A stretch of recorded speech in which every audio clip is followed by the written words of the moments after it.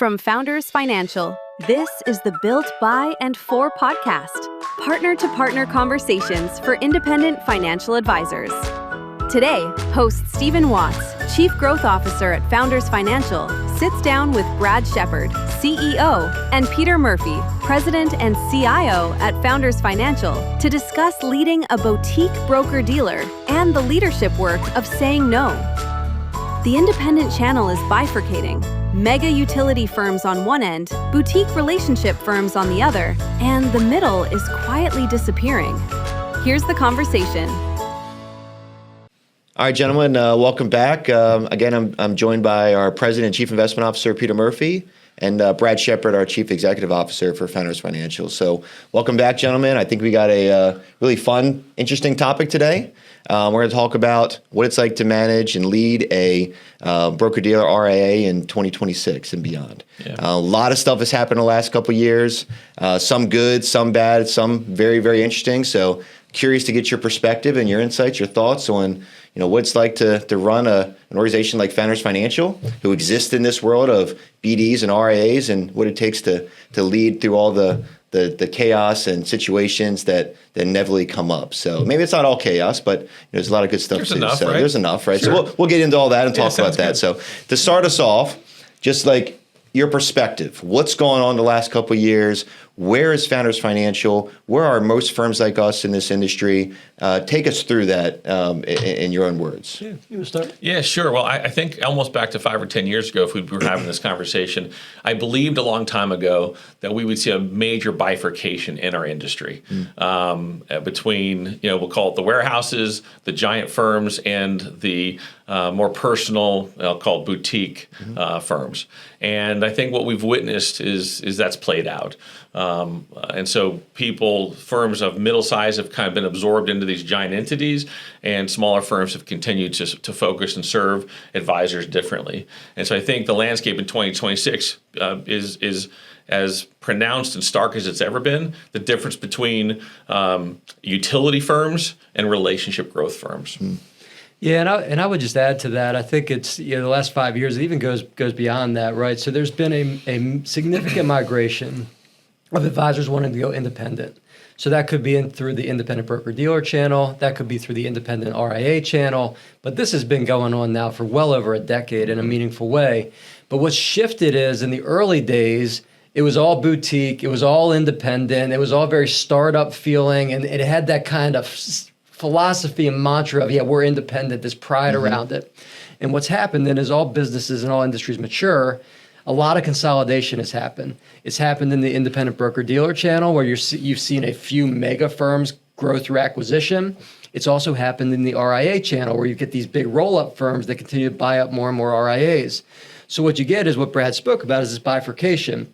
You've got a lot of advisors who are independent now, but they're part of these mega firms that are still technically independent, but they're dictating the terms of engagement to a great degree, and they're a lot less flexible and a lot less of that kind of independent spirit that once existed.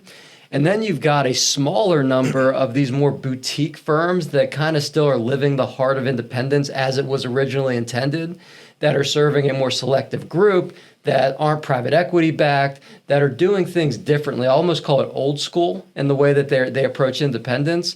And there's fewer and fewer of those because they keep getting acquired and gobbled up, which has created this interesting dynamic. Whereas, ironically, the world was probably more competitive for us 5 to 10 years ago than it is today because there's less firms like us today. Yeah, any thoughts on that? I think we're entering the golden age of boutique and smaller. I think that to that point, Pete, you said it perfectly. There's less competition for what we do, which I'm thrilled about. When you do what we do as well as we do it, I'm happy that the choices have become more stark. I don't want to cut you off, but there's a story out there. There's a thought process out there that small can't survive, right? So that's been a narrative that's been thrown around there, and it's been thrown around because of all the mega consolidation and how that the smallest have been gobbled up to some degree. So I don't want to cut you off, but I want you to get into that. And tell us if that's true or spot on. I mean, as you know, you've heard me say it. I think it's not true. Borderline bold-faced lie, right? Yeah. In the sense that the things that you would indicate would make small hard and maybe not survivable the table stakes of the things are no longer differentiators. Technology, all the things that you need to be able to deliver in platform and investment platform and product and solutions and technology to help advisors grow wonderful businesses. Those are table stakes. And so nowadays, I think advisors, where they might have made choices on those fronts earlier, 5-10 years ago, and those were notable differentiations between firms as you were assessing who you'd want to partner with, those aren't decisions anymore. And so advisors have a really neat opportunity now to assess, again, what's most important to them, who's the kind of partner they want. Do they want an arm's length utility partner, or they want a partner who's getting in the foxhole with them, helping them grow a business that represents their heart, what they should wake up to do every single day. Yeah, so all those things being equal, technology, the ability to do things at incredible scale, if all those things are equal, it's really about just who do you want to be around, right? So I just want to piggyback off what Brad just said. And so there's certain things that scale really well, right? Money scales well. Yeah. So when you're buying, you scale more, you create more margin, you create more scale, et cetera. That scales really well, right? But there's certain things that don't scale so well. Service is a big thing that doesn't scale very well, right? Relationship is something that is one-on-one, it's intimate, it doesn't scale super well. And so you've got the world now that has really bifurcated, as Brad said, into a more what I'll call utility-based kind of large firm that provides good tools, provides good resources. Great tools, they get the job done. Yeah. But the things that don't scale so well are the service experience, the relationships with the people there, the understanding of the business of the advisor. That doesn't scale that well. And so it really has created these two different options, and one option's right for some, another option's right for others, but it's created this almost bifurcated choice for independent advisors about what's the type of partner that they seek. Well, and let me build on that, please, because it's a compelling choice. It's the same choice that client relationships have between choosing Vanguard and Fidelity and the very advisors we serve, right?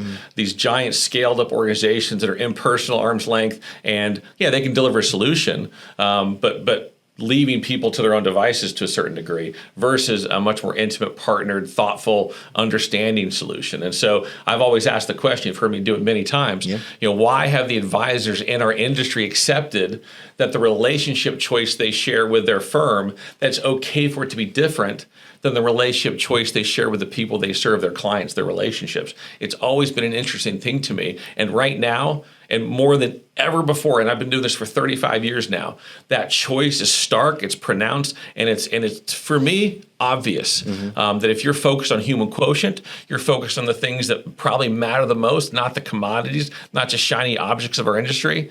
Oh man, what a great time for firms like Founders to exist, so that we can honor those things when table stakes have been leveled relative to the platforms, the technology, the commodities. Yeah, you said something really interesting there about things that scale versus things that don't, right? And I think there's maybe some confusion in some areas of that. The service side, the technology that supports service in today's modern age, right? All the technology, all the platforms, that is now available and used by smaller BDs and RIAs, right? It's the intimate relationship I think you're really talking about. That doesn't scale, right? The technology is commoditized, as you used the word you said earlier. Yeah. So that is in many ways the same. It's the relationship, the intimate conversation. I remember you telling me stories sometimes that you love visiting all of our advisors throughout the year. You get to actually meet them personally one-on-one, right? And if you're a part of a large firm, you can't do that. There's just 50,000 reps or whatever it might be. It's not realistic. It's not impossible. Yeah. Right. So the relationships, I think, those don't scale. But the technology, the platforms that enable quality service in a modern age, those, because everything that's happened in fintech, those scale exceptionally well, all the way down through big, small, anywhere in the middle. Yeah, there's no doubt. And so you've seen it happen, right? So back in the day, the big RIA broker-dealer firms, right, they would build proprietary technology. They would build these massive systems, require millions of dollars of investment. And the story was, we can build it because we have the resources, but the small firms can't. Well, what's changed is that we've had a fintech revolution, and it has happened so often in the history of our country, is that technology disrupts. And so what's happened is those legacy systems now are often an anchor because they can't be updated quickly, they can't be modernized easily, they can't integrate well with the newer things. And so by building you're still invested in them. you're still invested in it, right? You got a lot of sunk costs. Yeah. And so by now embracing this fintech revolution and working with these types of newer technologies that are more agile, that integrate more effectively, where you can put pieces together, you actually have a more resilient tech stack with a lot less tech debt that's legacy on the books in how you build it. And so what it's done is it's actually given a bit of an advantage to the smaller firms that don't have that legacy technology debt. It's beginning to change as the larger firms are now getting modernized. But it's given us a position where we've got all the tools we need, and with artificial intelligence, it's just getting even more levelized in terms of what's possible without big tech investment. That technology debt is such a good point. The burden by legacy technology and how that can hold you back, and the hard pivot you have to make to get away from it. You're right. It does give many who are more using the available technology out there versus building your own an advantage, which is, I don't think a lot of people think of it that way. Yeah, and it's just it's a lot easier to implement change in systems and technology in a boutique firm serving hundreds than a mega firm serving tens of thousands. And let's be honest, those tech companies, they're putting in the hard dollars to grow AI advancements, to grow all these other capabilities that are not put into a CapEx for firms like us, and we get the benefit from it for sure. And that does level the playing field, if not create a little bit of advantage for us, as you were saying. Well, and you think about the topic today, 2026, leadership of a broker-dealer RIA. Yeah. The requirement of leadership for these two firms is fundamentally different. Leadership of a giant mega firm is not about advisors. It's about leading towards the outcome of private equity and shareholders. It's the leading of a platform that is adoptable across an entire footprint. It's about building verticals so that the choice is of affiliations a certain thing. But it's about the platform. It's about leading a platform. These are platform companies. Contrast that with a broker RIA firm that's smaller. And that leadership is more about how do you honor relationships? How do you make sure we live up to the promises? How do we deliver a service model, a compliance model, and make sure that the advisor understands that we've got their back, that we're in the foxhole, and we're helping them grow something of purpose. It is an interesting thing. And if we had a panel here of leaders of different organizations, you'd hear very different answers about what it is to lead in 2026. And I think you would agree. Both are not wrong. Both are perfectly fine. It's just what the advisors want in the relationship, right? But both serve a really important need to the advisors out there who may be looking for different things. Is that fair? I think it's fair. Yeah. I think Pete said it well earlier.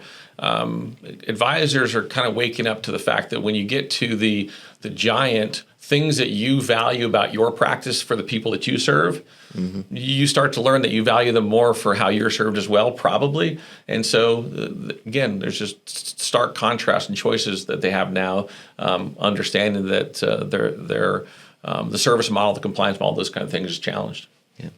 So the elephant in the room in the last couple of years is all the M&A activity, right? All the consolidation of firms that have come about.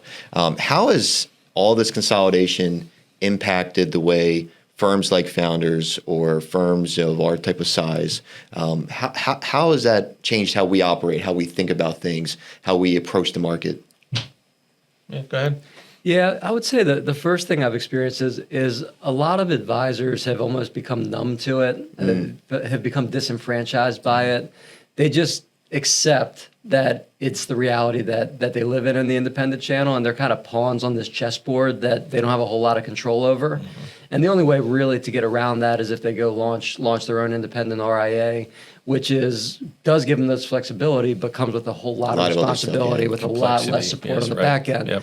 And so they're kind of in a tough spot. And so what we're experiencing is many will say, hey, I might as well just go big now, because they're too big to get acquired. Although you see all the time that that's not even true anymore with some of the recent with LPL and Commonwealth. And so you can see that that's not even necessarily true, but they've almost kind of given up on this independent. Can the boutique firm really survive? How can you go through a generational transition from the owner? So you start to get all of these, but when you get the gift of someone who is willing to listen and is willing to ask the hard questions and to find a partner that actually engages with them and is transparent and honest about it, it becomes very profound and powerful, because they say, I've been looking for this for X years, or I had this 20 years ago and I thought it didn't exist anymore because I'm through my third roll up through my original firm that doesn't exist anymore. Yeah. Right. And so what the M&A environment has done is it's commoditized a lot of what's happening in the independent world, and it's made all of it look very similar and the same, which is what happens with scale and when things get less competitive. But it's also created the space to create a very different narrative, to create a very different experience that really stands out. It just requires an advisor willing to believe that the glory days of independence aren't actually gone, Right. and they still can exist if you find the right firm and the right partner. Sure. Yeah, makes total sense. You were shaking your head. Yeah, I think it's about understanding what the pursuit is, right? And so firms like Founders, our pursuit is just fundamentally different than the pursuit of firms that have become public or massive private equity owned. And so, and that's just an honest thing, right? And so in our pursuit, it's about honoring the wonderful relationships. It's about helping people grow businesses of purpose. It's about understanding the advisor where they are. As business owners, how do they need to learn and grow and think differently about what it is to build something versus just sort of a client relationship. And candidly, and maybe this is maybe unfair, but I don't think so. It's the difference between an advisor being a commodity to something versus being a partner and the purpose of something. Yeah, it's a great segue because what are advisors expecting today? And in your role, as I'm sure you think about this all the time, advisors today, what are they expecting from their firm, their partner, right? That they maybe weren't expecting for them 10, 15 years ago? Like what dynamic has shifted in that relationship, and how's the expectations either ratcheted up or maybe in some cases ratcheted down? Let me go with that one first, because I heard a term of about a month ago at a conference that I think answers this perfectly. I think what they expect now is a frenemy, right? And so they expect a firm that's going to provide them some platform, some set of rules, engines, some set of parameters they got to follow. And in that sense, that they're going to, because they're providing them things, they're their friend. But then when they go to interact and engage with them on service and compliance and things that are thoughtful about how they move their own firms forward, maybe they're not as friendly. They're difficult. They're bureaucratic. They're complex. And what we were watching really, and this is the power of the almighty dollar, we're watching controlled independence is really what we're talking about. And so I think, Didn't sound like independence. Yeah, I mean, independence is in the sense that you own your book, you're a 1099 to your clients, and no one tells you what to do every single day. But you've made a choice to fit into a framework. Yeah. And so the honest conversation is that every advisor has a choice and needs to understand that they're choosing what framework they want to fit themselves into. Because if they're not their own RIA or broker-dealer, then they're choosing a framework to fit in. And so it's about that in my estimation. Yeah, and I would answer it probably in a bit even more of a jaded way. It's a financial arrangement. So what's the level of forgivable loan that you're going to give me to join your firm? And I'm going to stay at your firm for a number of years to, quote unquote, earn that off. And it becomes a financial transaction. So you take the best deal you can get, you accept the service level that you can get for the deal, and you just make the trade-off. That's become the norm. That's the common thing. Is it used to be the wirehouses were just writing checks and advisors were moving back and forth among them. It's now become all the big independent firms are doing the exact same thing. And so that's what's happened is it's become all about the check. And once you do that, then that spirit of independence, it gets degraded pretty quickly, as Brad just talked about. Yeah. Biggest disconnect between what advisors want from their partner and firm versus what those firms ultimately end up delivering? Where's that disconnect typically? Yeah, I don't think there is much of a disconnect. I think there's a reduced set of expectations that advisors accepted.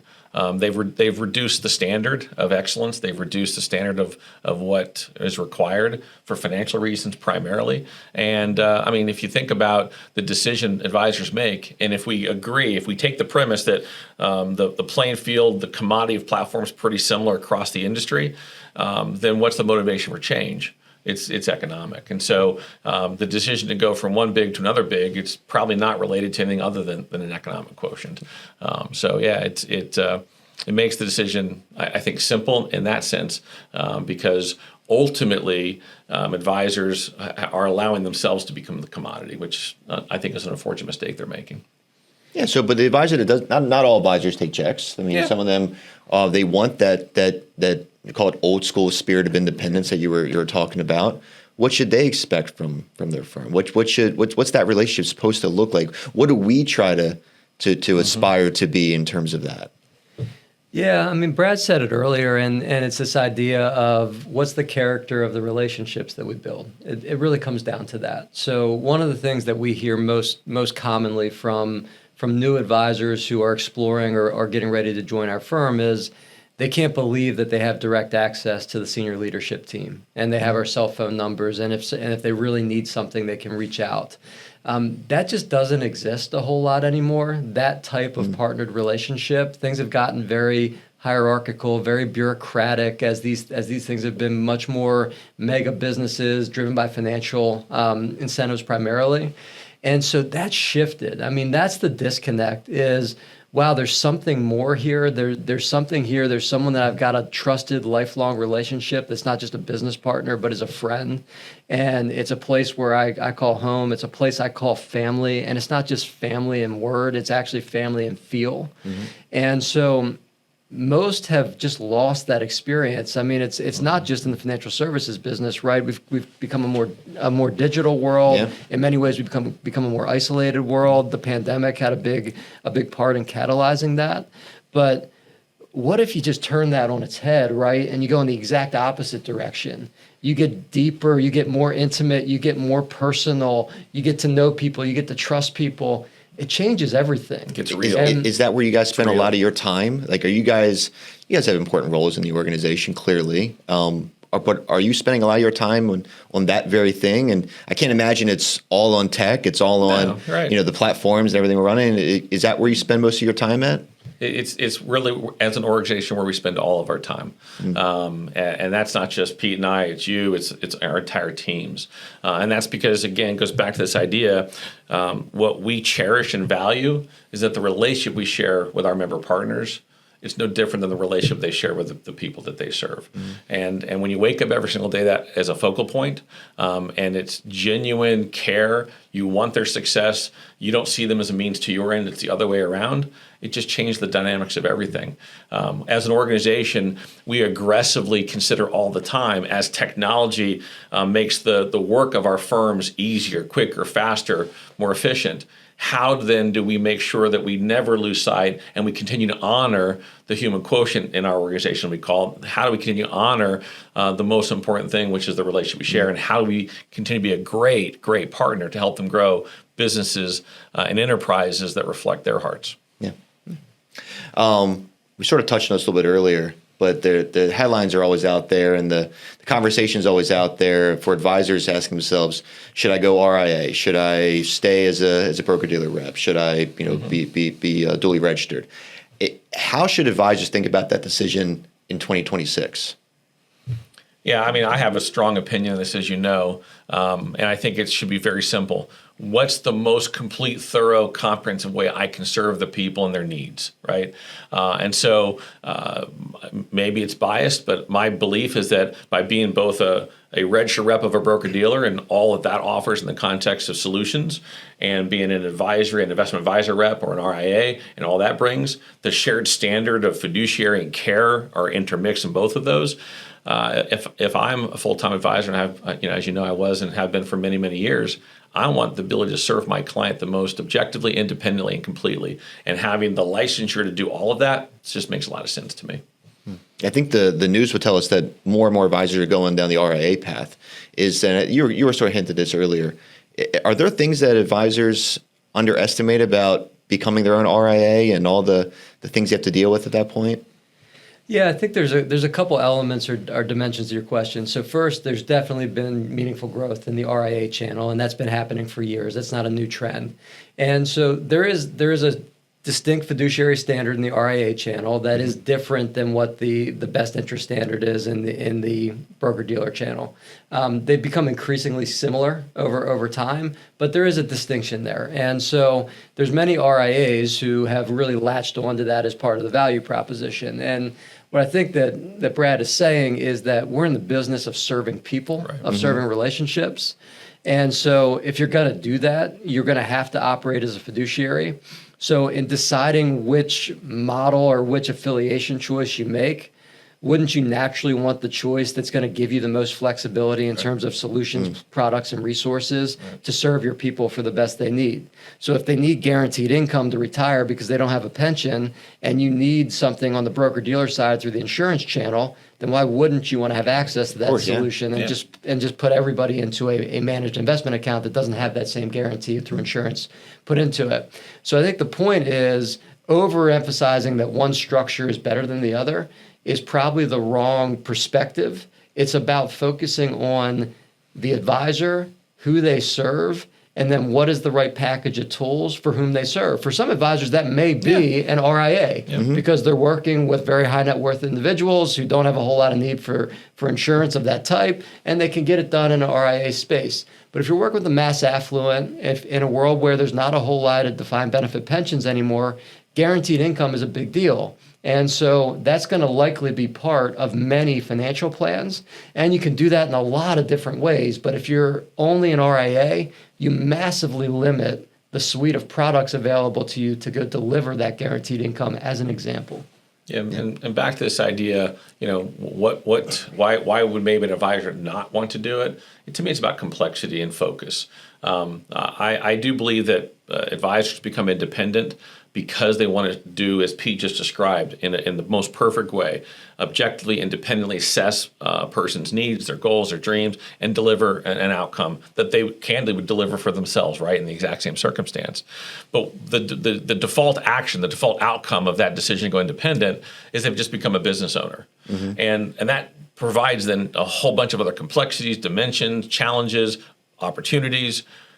The decision to become your own RIA is just that magnified now. It means now I don't have a partner to help me think about that stuff. It's all me now. And it's not just operating a business. It's not just growing a practice. Now it's regulatory, it's compliance, it's the right tech stack. It's all the things that, our industry provides in spades to advisors, which is why so many still do choose, and it's a great decision, to partner with a firm like Founders.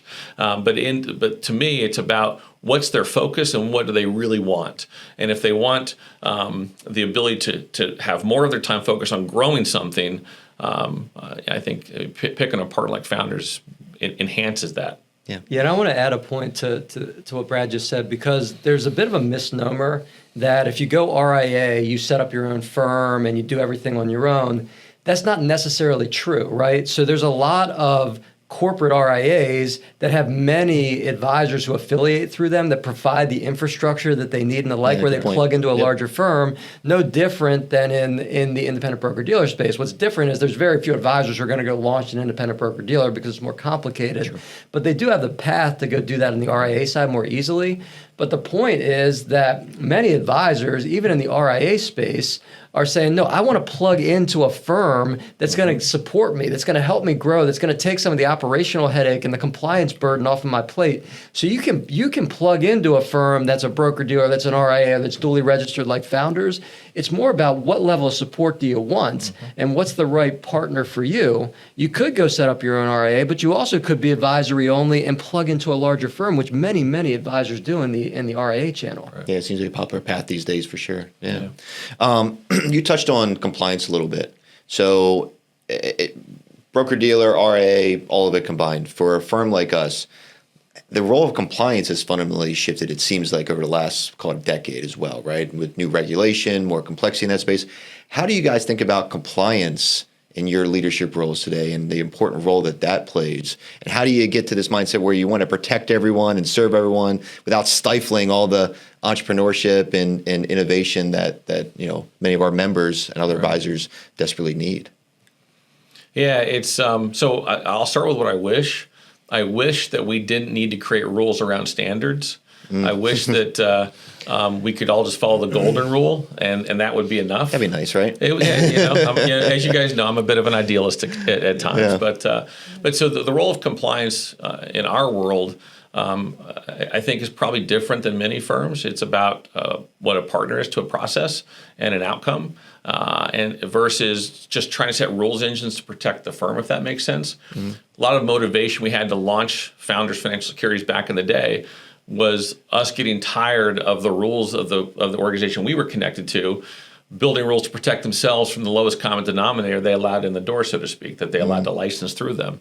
And so compliance is really important, but really compliance is nothing but just measuring against the right standards and making sure that the work you do is the right work for people at the end of the day. So compliance gets a bad rap. I personally love the idea of a fiduciary standard. I personally love the idea about how we need to consider people's interests ahead of our own. No doubt, transparency is important, and disclosure is super important. So to me, if you partner with the right advisors, compliance is not a process that negates or takes away from something. It enhances, builds confidence, and creates an environment in the spirit of the environment that promotes the work that we do in a very powerful, beautiful way, and allows our advisors to feel confident that we're doing the right thing, they're doing the right thing, which translates into the relationship ultimately. Yeah, and I would say this gets back to the point about boutique versus a more scaled firm. So compliance comes down to trust. Yeah. Trust is something that also doesn't scale very easily. That's a good so point. it's interesting, right? So if you have a compliance obligation, which we all do, then you have to build rules and systems to verify trust that can oftentimes be inflexible, can be frustrating, can not make sense at times. Well, maybe it's take trust out of the equation, right? Because you're scaling it, right? So you're trying to almost mandate trust, which is something you can't really mandate through systems and processes to prove that you've got a process of compliance. Sure. Well, in a boutique world, when you know every single advisor that you invite to join your firm and you know them well, you understand their business and you have a relationship with them, that trust is actually there. It's actually real. So it transforms the way you build a compliance program when you actually are working with trusted partners who you know. And so we've been able to build a compliance program that is significantly different than what most independent advisors will experience for the very reason that we have trusted relationships. Trust is the foundation there. It's all founded in trust. Yeah. And when you go talk to our member partners, it's certainly a point of great pride and thankfulness. They just crow about the relationship they share with the folks that have those responsibilities in our firm, and they therefore seek to be better at it as well. And so when everyone's bought in to the why of what we're doing and the decisions they trust are being made to document or make sure that we are all compliant with what we're required to be compliant with, it transforms the nature of the relationship. We're not frenemies, we're partners. And I think for many advisors that have accepted, and I think it's the right way to say have accepted, that the standard of the firm they're with is different than a standard we would hold ourselves to. It comes alive every single day in a partnered compliance. It's got to be interesting for you to kind of see, both of you, to see that, from the external world, compliance is this adversarial type relationship, but it's just not the case here to the trust part you were talking about earlier. Right. And just how it's way more partnered, right? And the way it really should be, which is great. And it circles back to what are we talking about today? We're talking about what does it mean to lead a broker RA firm in 2026? And the choices and the differences that leaders of the big roll-up firms, private equity firms have to think about versus the decisions we get to make in a firm like Founders. Yeah, it's fundamentally and structurally different when you focus on the needs of an advisor and the relationship you share with them versus the platforms, the deliverables, and the boxes you have to check to make sure you've got things managed properly otherwise. Yeah, great point. All right, so we kind of wrap up today. I want to give everyone a peek behind the curtain of what you guys do from a leadership perspective and on a day-to-day level here at Founders. So we'll hit you some rapid-fire questions. Brad, we'll go and start with you. If someone shadowed you for a week, what would they learn about leading a firm like Founders today? It's about connection and partnership. And you spend time with the people that matter. Yeah, you spend a lot of time with our members. Our team. The focal point is understanding, again, what's most important to them and then helping them achieve their purposes and grow their dreams. It's just as simple as that. Same question. It's all about people. Yeah, a lot of time talking to people. All about people. Yeah. People, we'll start with you on this one. What's the toughest leadership decisions you're finding yourself making right now? Well, that's a big question. And while he's thinking about it, thanks for going with him first, so I have more time to think about it. You're welcome. Got it. Yeah. So toughest leadership decisions. So today, the toughest decisions revolve around the rapid change we're seeing in technology, specifically around AI. And what does that mean for our enterprise, not just this year, which is probably not that much, but over the next 3, 5, 10 years, where it's probably going to be significant and transformational? How do we prepare for that? How do we prepare our advisor community for that? And how do we maintain true to who we are through that as a relationship-centered firm? Yeah, great. Yeah, for me, it's about the things we say no to. There's a lot of things that are shiny objects that might be easy to say yes to. It's about what we say no to. It's about the members we don't invite, potentially. It's about the things we don't want to cloud the vision of who we are and what's most important to us. And so it's easy to follow the herd sometimes, and sometimes the tougher decision, the harder one, is to not follow the herd. And I'm proud that we don't, and we really work into our kind of the matrix, how we make decisions at this point. And those are some of the tougher ones, because the easy decisions sometimes just to say yes and make someone in the moment Short feel term. like, yeah, exactly, Yeah. short-term focus, right? Yeah. It's a perfect segue to my last question, so I'm going to leave it here with you. What do you find yourself saying no to most often? Urgency. Urgency. Yeah, urgency. Pete? That's a good answer. I stole one from him finally. Yeah, that's a good answer. No to most often. No to being like everyone else just because it's easier. Yeah, just very similar, right? Just not following the herd. Yeah, I think that at the end of the day, we're very resolved and focused on being founders. And we're fine that it will attract those it's meant to.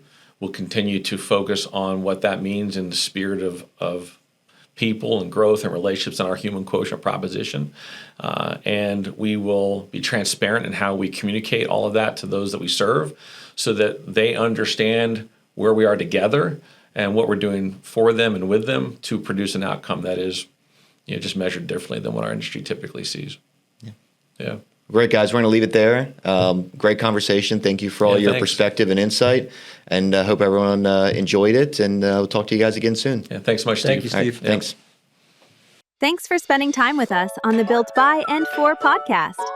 If this conversation resonated, follow the show on Apple Podcasts, Spotify, or YouTube, and share it with an advisor in your circle who's thinking about what comes next. To learn more about Founders Financial and our solutions for independent advisors, visit foundersfinancial.com. The Built by and for podcast is produced by Founders Financial. The opinions expressed by hosts and guests are their own and do not necessarily reflect the views of Founders Financial. Content is for informational purposes only and is not intended as investment, legal, or tax advice. Securities offered through Founders Financial Securities, LLC, member FINRA and SIPC, registered investment advisor. Copyright Founders Financial, all rights reserved.